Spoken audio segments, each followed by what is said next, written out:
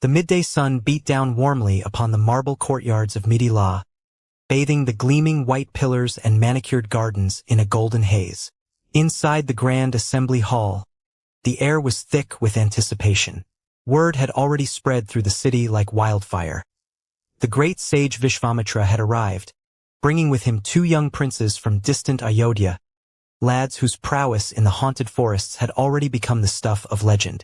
King Janaka, a monarch whose reputation for wisdom rivaled his political power, sat upon his throne, though his mind was far away from affairs of state. His thoughts drifted, as they so often did lately, to his beloved daughter, Sita. Moments later, the heavy embroidered curtains parted, and the visitors entered. Sage Vishwamitra walked with the steady, unhurried stride of an ancient seer, his eyes bright with spiritual fire. Flanking him were Rama and Lakshmana.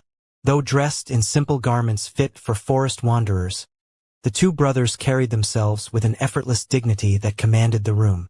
They looked less like mere mortals and more like celestial guardians who had stepped down from the heavens. King Janaka immediately rose from his throne, stepped down to the marble floor, and bowed low, touching his forehead to Vishwamitra's feet in deep reverence. "O supreme sage, your arrival is like the first rain upon a parched earth," Janaka said, his voice rich with humility. "Mithila is blessed by your presence. But tell me, who are these youths who accompany you? Though their youth is tender, they walk with the fearless grace of royal lions, and an aura of peace surrounds them." Vishwamitra smiled warmly, a rare expression of genuine pride touching his weather-beaten face. "These are the sons of King Dashratha of Ayodhya, Rama and Lakshmana. When dark forces threatened my forest hermitage and sought to desecrate our sacred sacrifices, these brothers stood like unmovable mountains. With their arrows, they shattered the demonic hosts and restored peace to the wild. I have brought them here so that you, O king, might show them the great wonder of Mithila." At the mention of Rama's name, Janaka felt a strange, inexplicable thrill ripple through his heart. He looked closely at Rama. Beneath the prince's tranquil exterior lay a reservoir of boundless, cosmic energy. A bittersweet smile touched Janaka's lips, and he turned to address the entire assembly, his voice carrying a note of vulnerability. "Ah, the princes of Ayodhya," Janaka murmured. "Your words confirm what my heart already suspected, O sage. And since you speak of wonders, it is only fitting that I share with you the heavy secret that weighs upon this royal house." The court fell into a hush so profound that the distant chirping of birds in the courtyard gardens sounded like bells. "Many years ago," Janaka began, gesturing for his guests to be seated, "while I was tilling the soil to prepare a field for a sacred Vedic sacrifice, my plow struck something hard beneath the earth. Clearing away the dirt, I found a baby girl lying nestled in the furrow, radiating an ethereal light. I had no children, and taking her as a divine gift from the earth, I named her Sita and raised her as my own." Janaka paused, a look of profound paternal love and underlying anxiety crossing his features. As she grew, her beauty, virtue, and grace surpassed that of mortal women. Kings and emperors from across the known world came to my court seeking her hand in marriage. But how could I give such a jewel to just anyone? I needed a husband whose strength and virtue matched her own. Rising from his seat, Janaka signaled for the assembly to follow him. He led Vishwamitra, Rama, and Lakshmana deep into the inner sanctum of the palace, to a secure hall guarded day and night by elite warriors. In the center of the vast, pillared chamber rested a massive iron chest fitted with heavy wheels. Janaka approached it with reverence, placing his hand gently upon the cold metal. "Inside this chest," Janaka said quietly, "lies a divine legacy.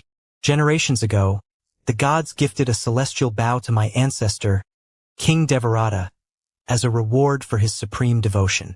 It is the bow of none other than Lord Shiva himself, a weapon forged in the fires of creation, possessing unimaginable weight and terrifying destructive power." Janaka looked around the room, his eyes heavy with the memory of past disappointments. "Many proud monarchs have stood where you stand now, O Rama. They boasted of their mighty armies, their wrestling victories, and their skill with weapons. They swaggered up to this chest, puffed out their chests, and attempted to lift Lord Shiva's bow. But most could not even budge it an inch from the floor. Those who managed to lift it could never string it. And a few broke their hearts and backs in the futile attempt, humiliated before my court. Turning his gaze directly to Rama, Janaka's voice softened with a mixture of hope and resignation. Seeing the failure of so many, I made a solemn vow before the gods. "O Rama," Janaka said, his voice trembling slightly with suppressed emotion, "you have slain demons in the forest. You possess the blessings of the greatest sage of our age. Tell me, dare I hope that you might attempt this sacred trial?" Rama did not speak immediately. He turned his eyes away from the massive weapon and looked toward sage Vishwamitra. Their eyes met in a silent, profound exchange.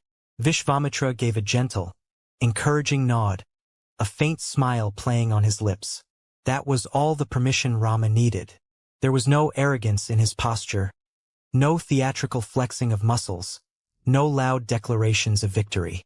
Rama simply stepped forward with the serene, natural grace of a river flowing toward the ocean. He moved past the iron chest, stood before the resting place of Shiva's bow, and closed his eyes for a brief moment in silent reverence to the great destroyer god. When Rama opened his eyes, he reached down.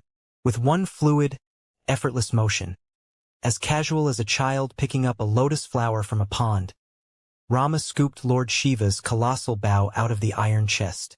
The entire assembly gasped. Courtiers staggered back. Seasoned warriors rubbed their eyes in sheer disbelief. The weapon that had required 8 iron-wheeled carts and thousands of men just to drag into the hall was now held aloft in the single, slender hand of a young prince, hoisted effortlessly onto his left shoulder as if it weighed no more than a garland of jasmine. Rama stood completely relaxed, the massive bow resting against his shoulder. He ran his hand along the length of the polished wood, measuring its ancient grain, testing its resilience. Then, with the quiet, inexorable power of destiny itself, Rama began to draw the string. He pulled back the mighty cord to test its tension. As the divine would bent under the pressure of a strength that belonged to the cosmos rather than the earth, a sudden, terrifying strain built up within the ancient artifact. The bow of Lord Shiva, designed to hold the weight of universes, could not withstand the pure, divine energy radiating from the Prince of Ayodhya. Crack! The sound was not merely the snapping of wood. It was a deafening thunderclap that rent the air, echoing like a bolt of lightning across the palace of Mithila.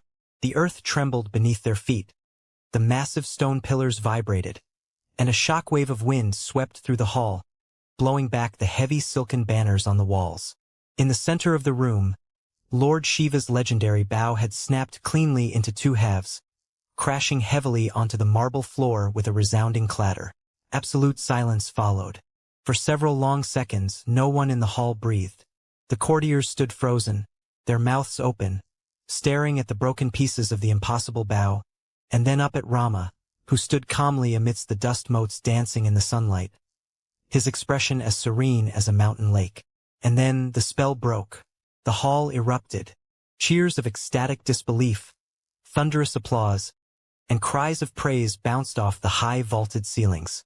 King Janaka stood rooted to the spot, tears of sheer joy streaming down his weathered cheeks. His long search was over.